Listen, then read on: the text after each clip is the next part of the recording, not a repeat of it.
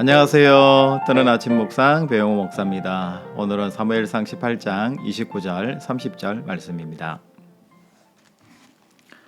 사울이 다윗을 더욱더욱 두려워하여 평생에 다윗의 대적이 되니라. 블레셋 사람들의 방백들이 싸우러 나오면 그들이 나올 때마다 다윗이 사울의 모든 신하보다 더 지혜롭게 행하매 이에 그의 이름이 심히 귀하게 되니라. 아멘. 오늘은 사울의 시기와 질투에 대해서 한번 묵상해 보겠습니다. 여러분 삶을 살아가시다가 나보다 똑똑하고 잘난 사람 만나본 적이 있으시죠? 그러면 그 사람에 대해서 나도 모르게 시기와 질투를 해본 적이 아마 있을 거라고 생각이 듭니다. 우리가 대단한 사람이 아닌 이상 평범한 사람이라면 나보다 똑똑한 사람에 대해서 시기하고 질투하는 것은 어쩌면 내가 보다 더 나은 사람이 되고자 원하는 하나의 열정이기 때문에 저는 굉장히 긍정적인 것이다라는 생각이 듭니다. 그런데 여러분, 이 시기와 질투가 적당히 가야 되는데 오늘 본문 말씀을 보면은 평생에 다윗의 대적이 되니라. 사울이 그랬다는 거예요.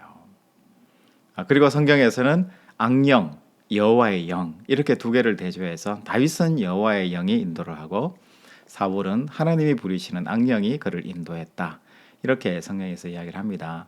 여러분, 사울의 초기 때는 이 다윗과의 관계가 참 좋았을 것 같아요. 선한 관계와 선함이 이끌어 갔던 것 같아요. 그 이유는 블레셋 전쟁 골리앗을 이겼잖아요. 그럼 사울은 자기 왕으로서의 체면을 살린 것이고 전쟁에서 이겼기 때문에 많은 사람들이 사울을 칭송했을 것입니다. 뿐만 아니라 오늘 18장에 보면 사울의 아들 요나단도 다윗의 그 지혜와 그 용맹함과 그 용기에 완전히 매료돼서 사랑하게 되고 같이 궁중에서 살기로 간청하는 그런 장면들이 나오잖아요.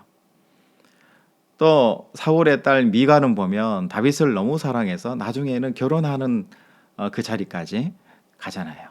신하들은 어떤 일이든지 맡겨놓으면 지혜롭게 처리하게 되고 전쟁이 일어나면은 가서 다 승리하고 돌아오는 그 다윗에 대해서 매우 합당하게 여겼다 이렇게 말씀하잖아요.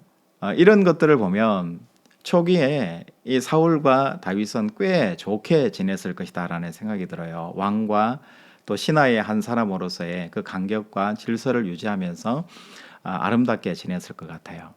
그런데 문제는 전쟁에서 승리하고 돌아오는 이 다윗에 대해서 여론이 들끓잖아요. 사울은 천천히요, 다윗은 만마대로다. 많은 사람들이 다윗을 더 칭송하기 시작하게 된 거예요. 여러분, 이렇게 했을 때 사울은 오해하기 시작하는 거잖아요. 그냥 단순히 전쟁에서 다윗이 이겼기 때문에 다윗을 칭송하는 것이 아니라 비교해서 이야기하잖아요.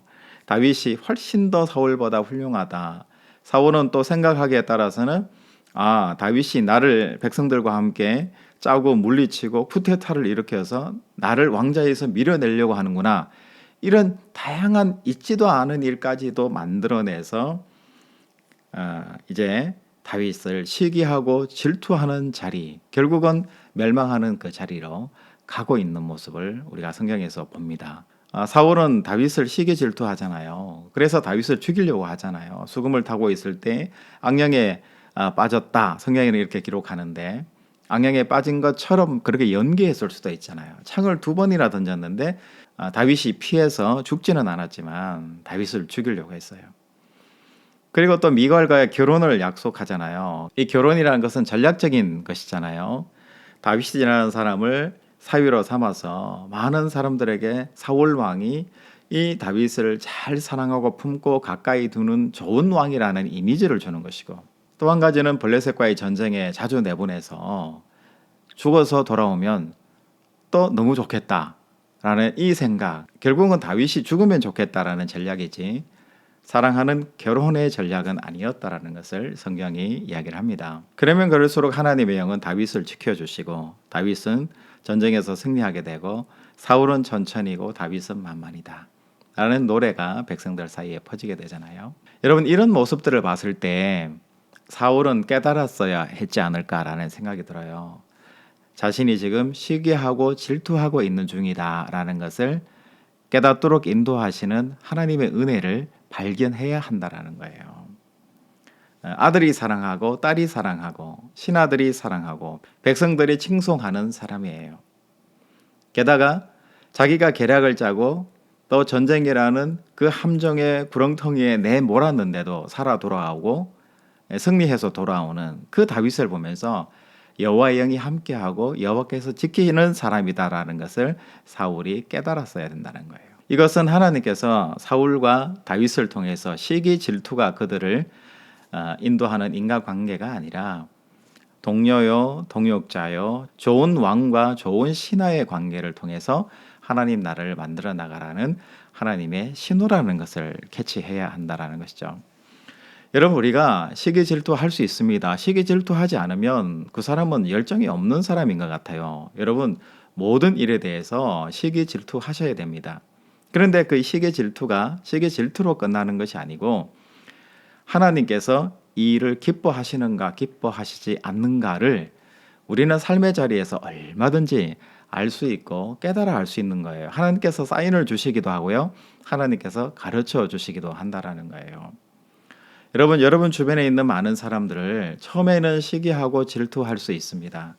그러나 하나님께서는 함께 아름다운 하나님의 나라를 만들어갈 동료요, 동역자요, 형제 자매로 우리를 세워주셨다는 이 사실을 여러분 꼭 기억하시기 바랍니다.